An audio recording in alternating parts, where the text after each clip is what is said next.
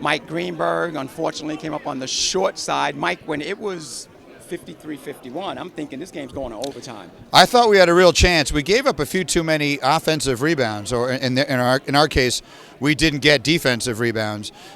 So, I mean, those are the little things that usually decide basketball games. I got to tell you, I loved it. I mean, I'm a kid who grew up here in New York. I grew up watching the Knicks play in this building, and being able to actually sort of walk that sideline like a coach was really a thrill. It was more fun than I imagined it to be. You sound like a coach. I feel like a coach. Well, listen, I mean, the 50-50 balls we did not get. Right. I did not think we got a beneficial whistle, to be completely honest with you. I thought there were quite a few calls we did not get.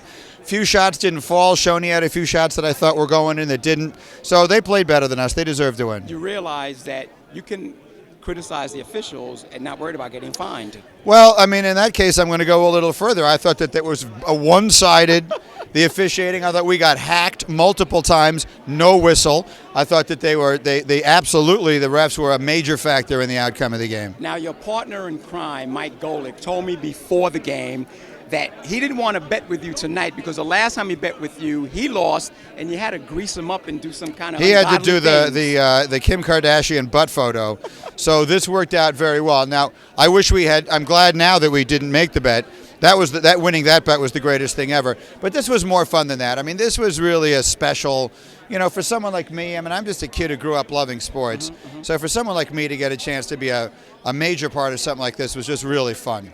Last question. I know that you're a huge Jet fan, through and through.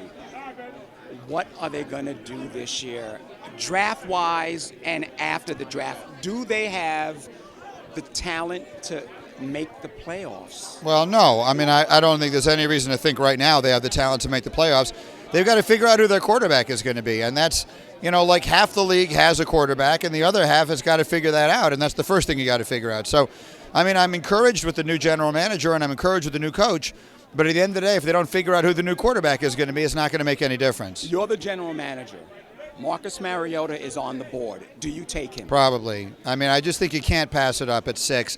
I have a lot of questions about how good I think he's going to be, but I think if he falls to you at 6, I think there's too much potential upside to pass on that. Mike, you've always been a gentleman every time I see you, and it's great talking to you. Thanks for catching up with us. My pleasure. Thank you. Great.